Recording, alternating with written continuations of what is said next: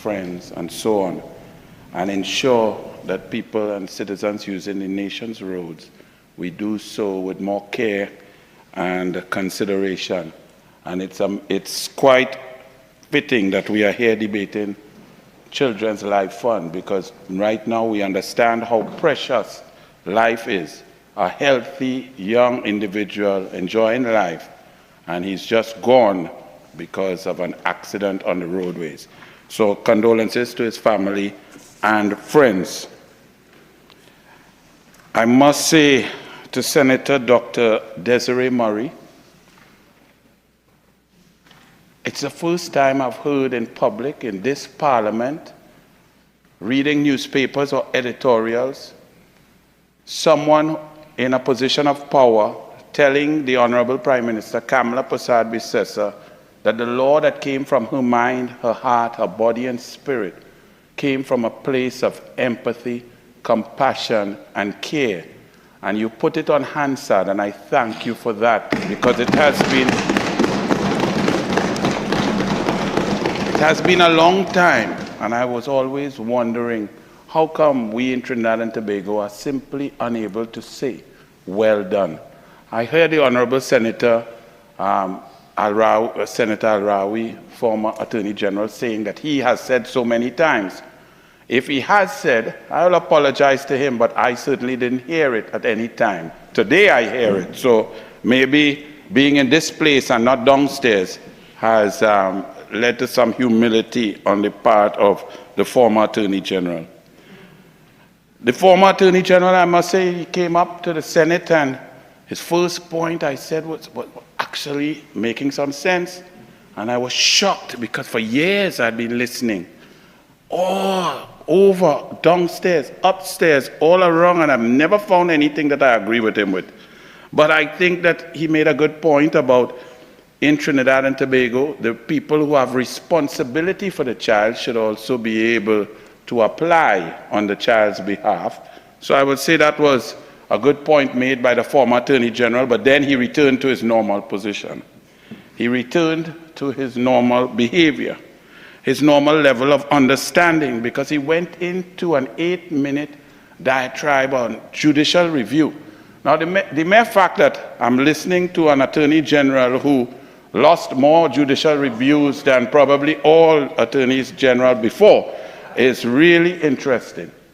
But he went on to then say that we need to remove, why do we give the minister?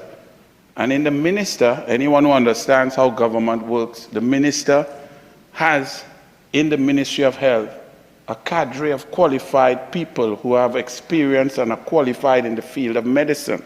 And if the minister, an issue is brought from the board of the Children's Life Fund to the minister, and the minister overturns that decision in order to provide the child with life-saving surgery and funding, I don't understand, why would they appeal? Why would you appeal when you've just been given something, you've just been approved, you're moving forward, your child's life could be saved? I don't think anybody is going to review the decision of the minister in that form or fashion. And if it were the same, if the minister agreed with the judicial board and denied or agreed with the denial, then the normal process will take place, and the citizens can go to the courts and seek judicial review. So again, the Attorney General wasted 8 minutes and then said he had to rush because he really wasted his time. The former Attorney General. I thought it was, for a moment there, I thought it was a Latin class, that maybe he should be a Latin professor, because the amount of Latin that he spoke there without making sense really worried me. I thought it was Keith Sobian or Ramesh Lawrence Maraj or Anthony Smart or Carl Hudson Phillips. Then, alas, I realized it was former Attorney General Al-Rawi, who had been the Attorney General for 7 out of 9.5 years. And if you were just a tourist coming here to sit in the Senate, you would believe that this gentleman never saw government. He was not in the cabinet. He was not the Attorney General, because he knew this law was there. It was there. He said he did his first debate in the Senate in 2010 He debated this bill. So he was there at the beginning, he was there during, he did nothing, but comes here today to talk and to analyze and give us advice on what should be done and what should be drafted and what. That is an amazing feat. But when you had the responsibility, you sat there and did nothing, and children were suffering.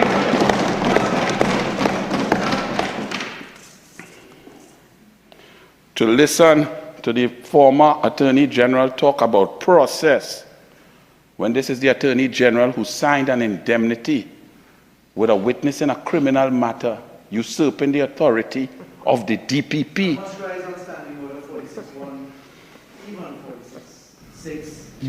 This is not a substantive motion on me. It's on a bill. I haven't even heard one clause yet. With the greatest of respect. Let's get on with it.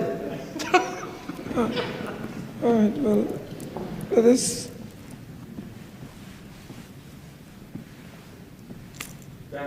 Just continue, but we do not want to get into any kind of situation where I'll have to pull the blue book or the green book. Thank you, Mr. President. Okay. So I'll move on as upper, sir, but I am debating the honorable member. He came here and he spoke, he gave us a lecture on process. Standing order 46.1 on the very words just uttered. This is not a debate about honorable members. He just said, as he well knows, it's a debate on a bill before us. Can we at least have a clause? 46.1. All right, let us not get carried away at this time.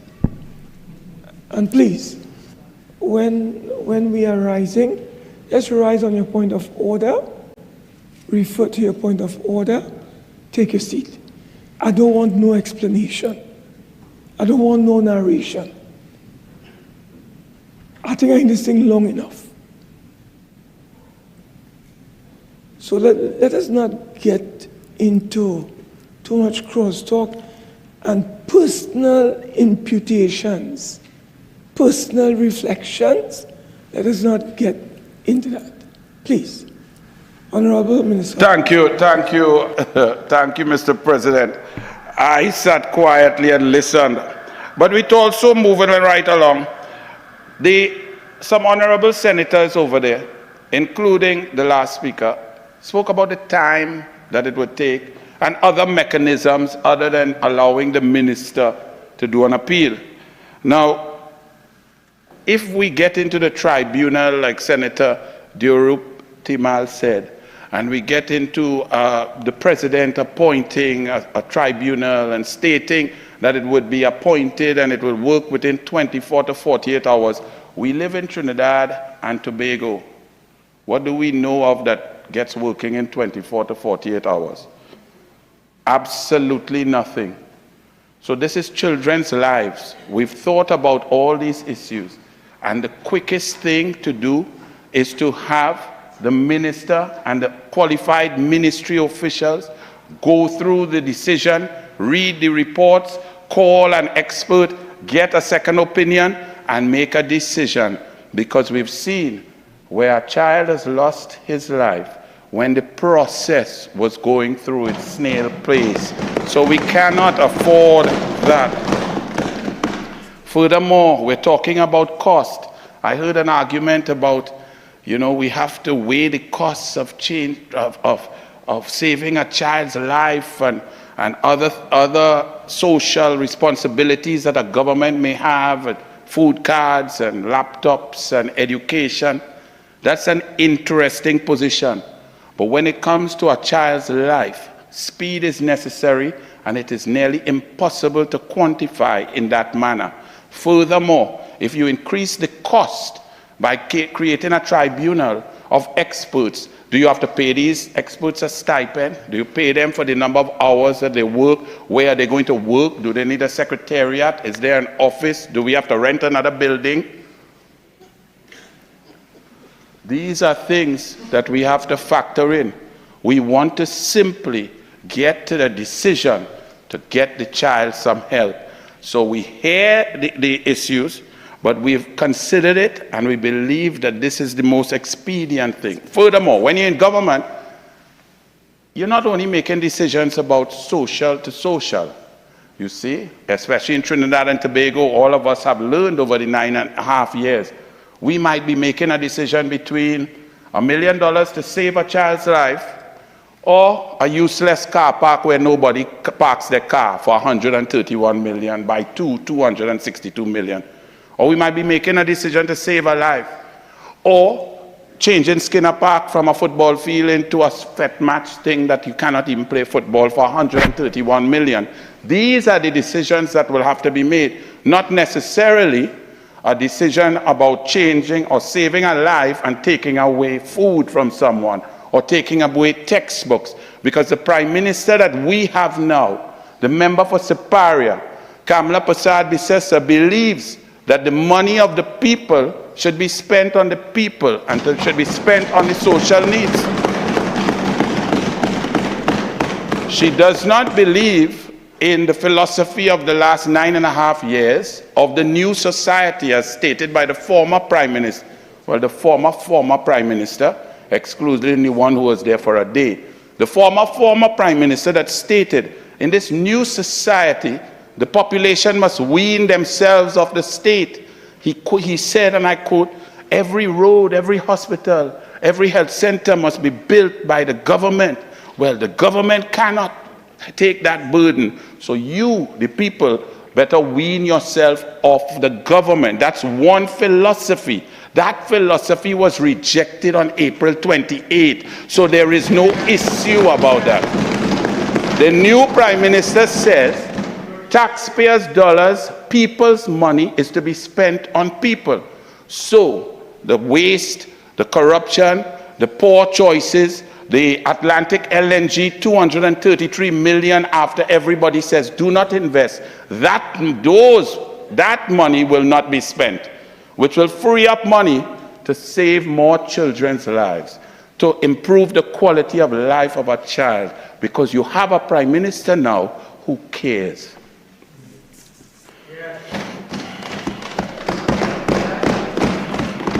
We talk about audits, and you were correct. This government, under Kamla Persad-Bissessar, we share your concern. Why is the Children's Life Fund not audited? Why is the HDC haven't been audited? How did $3 billion spent and only 4,000 houses built in 5.5 years? Why did the Auditor General not get into Central Bank? Where's the $2.65 billion? We agree. And the Honorable Kamla Persad-Bissessar said this practice that has taken place for 9.5 years will not continue. That audit state, any entity spending taxpayers' money will be audited, will comply with the law, unlike what took place for the last 9.5 years. We also seem to be debating what took place, because here we are frightened that somehow, somewhere, a Minister of Health would come up who's not qualified. The only people who seem to put a Minister of Health who's not a specialist doctor, who has not had years of experience in the hospital, is the PNM. The country dealt with them already. Kamla Persad-Bissessar will never dream about putting someone to head the health sector, which includes some of our brightest minds, our most disciplined, our smartest, those who reached the school early, those who studied the longest, those who went through the most stress, those who took exams. We would not think about putting a man who is paying stage in Queen's Hall to oversee a critical specialist and tell them what to do. So that would not exist. Only the PNM would put a Minister of Health who could not muster, and then put someone in charge of the Eastern Regional Health Authority who had no understanding of medicine, medication, and could not spell med school. So this will not happen, because Kamla Persad-Bissessar and the UNC, we believe in merit, so that people who spend their life protecting and taking care of people will be put in charge. Senator Dr. Desiree Murray spoke about the Hippocratic Oath. That's a serious oath that doctors take. A doctor, if there is a murderer or a rapist and they're injured and they come into the hospital, those doctors have to see about that person. People like me, who didn't take that oath, we might make a different decision. But when you have serious people who, based on merit, deserve a job, then systems work properly. So I take your advice, Senator Lewis. Well, let us make these systems work. And you know what? They will start to work, because when you remove a leadership cancer that wants to control everything and not allow independent institutions to function, not allow auditors to function, not allow a president to be free and fair and from nowhere, not allow a commissioner of police to be selected based on merit, then all of your institutions collapse and your country collapse. But the people have rejected that. So we can now breathe, and we can agree with you that the processes, the institutions, the committees must be allowed to function based on your qualities and your qualification. The UNC under Kamala Persad-Bissessar respects intelligence, respects the ability, respects those who have done their duty to themselves, to their families, and who have excelled. And therefore, when you respect that, those people will find their way and conduct the business of the nation properly. So I can assure you that that will take place. It was very interesting to hear. I must commend the young Senator Bates, was excellent. I enjoyed her contribution, and I was very happy that someone got good service in the hospital and so on, which is very good. So I'm happy for that. But the norm as politicians, we are on the ground and we get complaints from all around. The norm is that for the last 9.5 years, the health sector has collapsed, that people weren't getting service, that people were getting, I've had complaints of a person going for an ECG, needing a test or needing a stent for their heart, and they're getting an appointment a year later, that when they go into the hospital, they have to wait for 12, 14 hours before they're seen. I saw videos of nurses jumping on the backs of orderlies when the hospital is flooding out. People lying down in corridors. So I'm not sure, while I'm happy that some people got good help from the health institutions, the norm, that is not the norm, and we must return our health sector to one that is best in the world, because the former Prime Minister, the former Prime Minister said, we have the best healthcare in the Commonwealth, and he shoots off to California to see about himself. I don't understand. If we have the best, if we are the best, then I would utilize the best. I would not run from the best to go to better.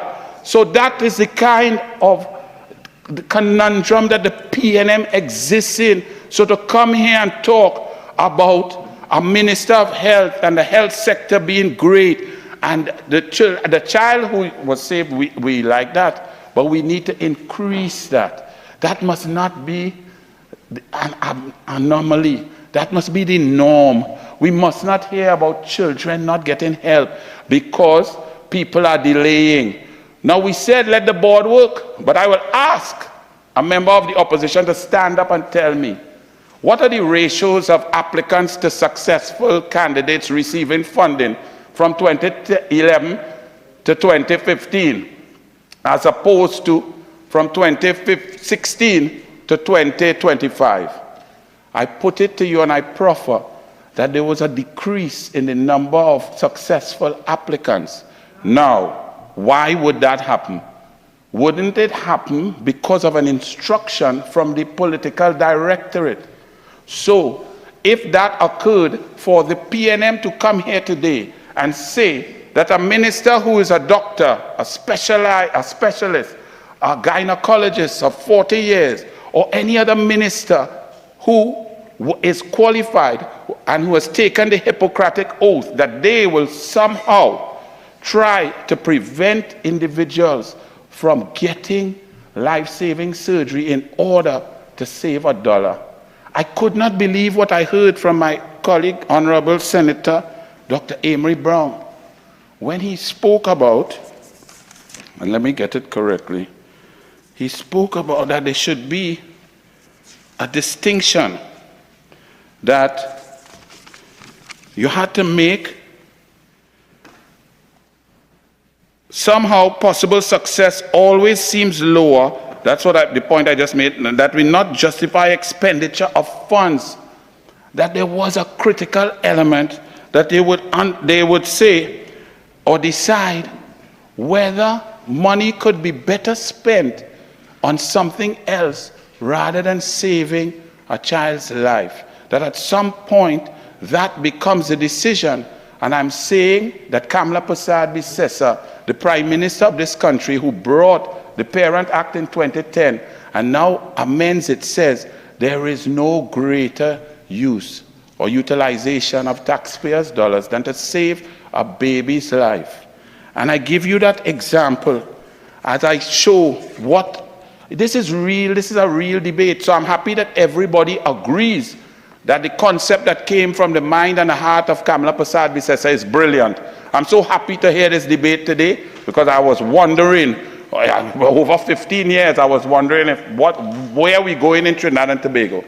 But let me just remind you and the population of how serious this is. And when we deny someone an opportunity because we may need to wean the population off the resources so that ministers can recuse themselves or rent their buildings or financial contracts could go to others, then we would not understand why we are here. We are here because, and I just read from an article, April 23rd, 2011, family pleads for public assistance. 4-year-old Garrel Simmons has a fervent wish to go to school. Speaking at the family's Never Dirty Mova home yesterday, Simmons, a truck driver, said the family has applied to the state's Children's Life Fund and is waiting for confirmation. Garrel was diagnosed with a hole in the heart when he was 5 days old. So in April 2011, he was 4 years old. So he was born in 2007, April 23rd. Spencer recalled the family's most frightening moment when Garrel's heart stopped. It was 2 years ago, in 2009. Sadly, the family has been told if Garrel does not receive the required medical attention, he would not make it past childhood. Well, let me read you the good news. I now flash forward 14 years. A letter written on June 3rd, 2025, to the Honorable Kamla Prasad Bisesa by an events organization who says, Dear Prime Minister, Garrel Simmons, graduation from Mova High School. I write to share a heartwarming story of courage and perseverance that began during your first term as Prime Minister of Trinidad and Tobago from 2010 to 2015. You may remember a young boy named Garrel Simmons, one of the very first beneficiaries of the Children's Life Fund, a transformative initiative that was established under your compassionate leadership. Words from an ordinary citizen that I heard here that are forever put on Hansard by Senator Dr. Desiree Murray. In 2011, at just 4 years old, Garrel was in urgent need of life-saving heart surgery abroad. His case was featured in the Trinidad Express article, 4-year-old needs life-saving heart surgery, and it captured the hearts of many.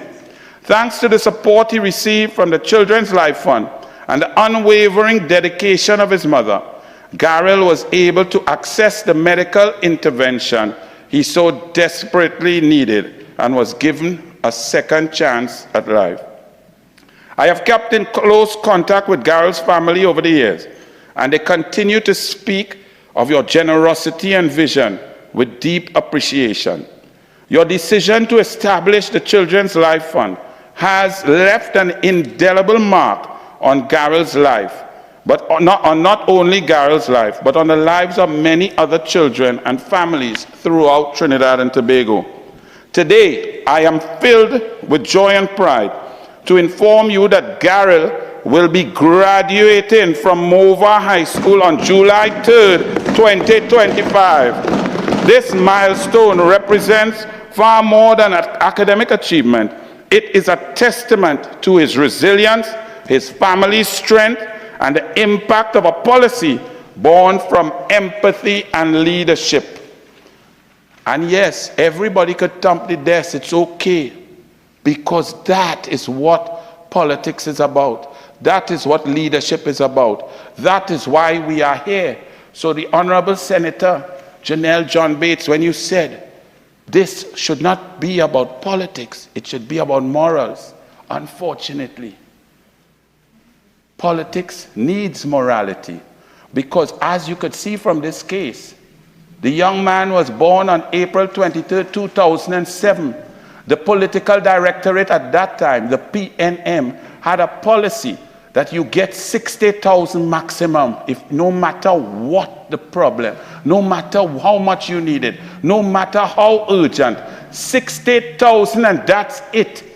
Just enough to buy a good casket for your child. That was the PNM policy before Kamla Prasad Bisesa came. So politics is a real thing, and morality and politics go hand in hand. So for PNM to come here, maybe you didn't know, you are young, you may not know that that was the Minister Jerry Nares of the PNM. The policy was, no matter how much you needed, go and do a curricue, go and do a barbecue, go and raise money, but you are getting no more than $60,000, even though your child may have needed $775,000.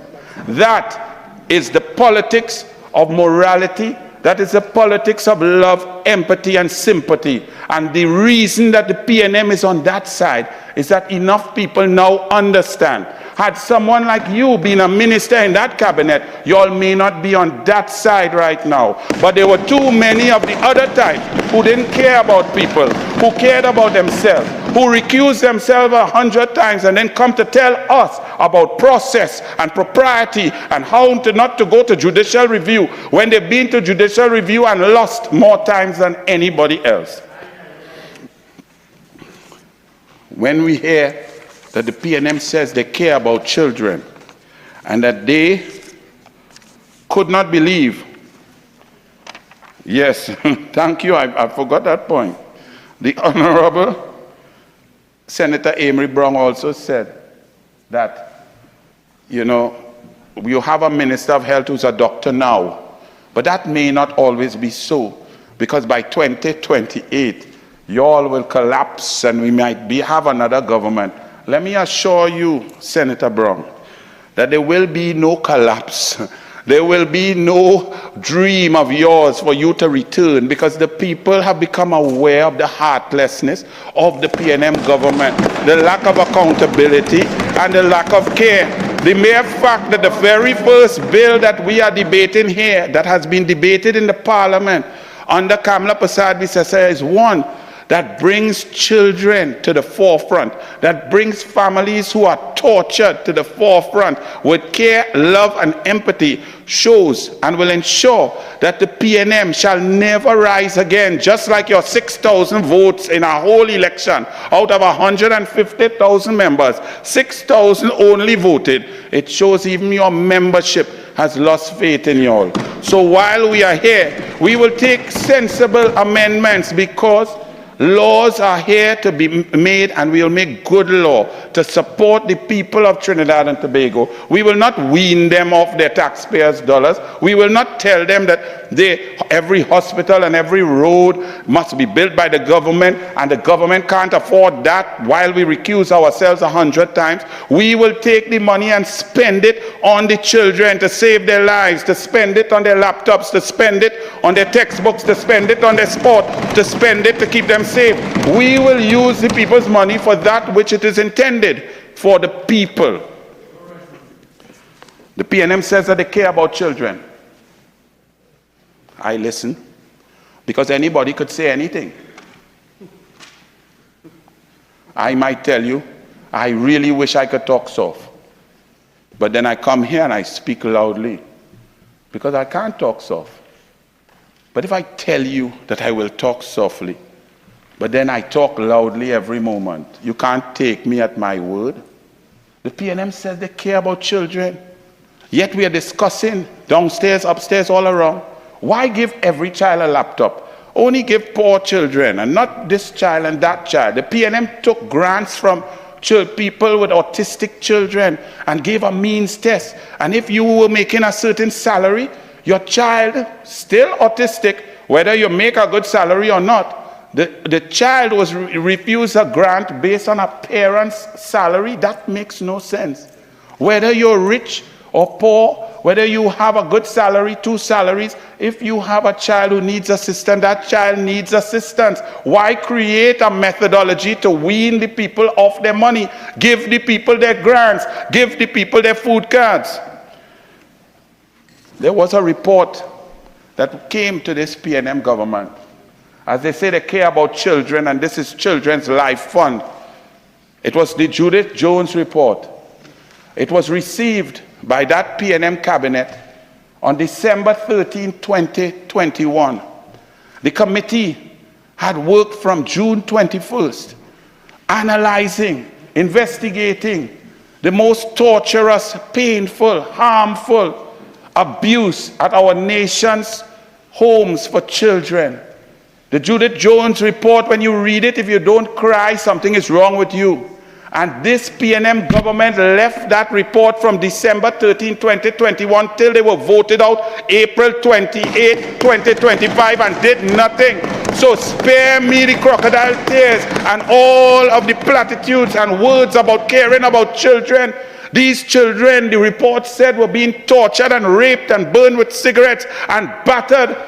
And you all stood there and did nothing. So with all due respect, as I sat here quietly listening, my heart pounded with pain that you all could not be so disingenuous to have done nothing. Had Kamala Persad been the Prime Minister on receipt of that report, every child, every school, the police army would have gone in there, lighting, cameras, people would have been removed because she cares about children. So in that vein, we are here today to amend this. And I'm thankful for the independent senators and all of the constructive comments, because I can see that you all, just like me, care about children.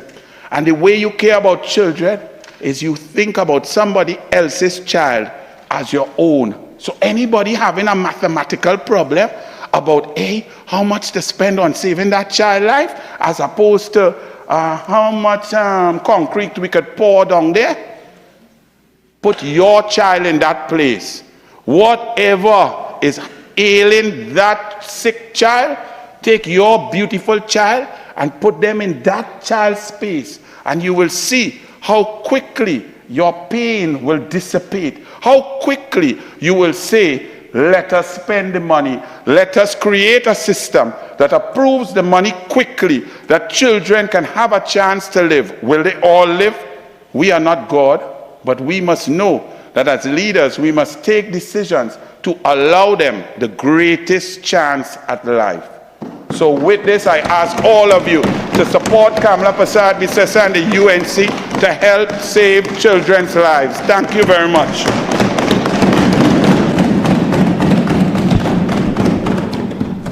Senator Heath, SC.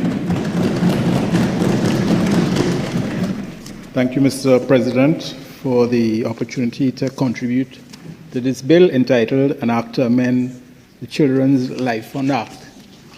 Please let me start by saying congratulations to you on your appointment as President of the Senate. Well-deserved appointment. Congratulations also to all the newly appointed senators on each one of the benches, and welcome back to senators who are returning.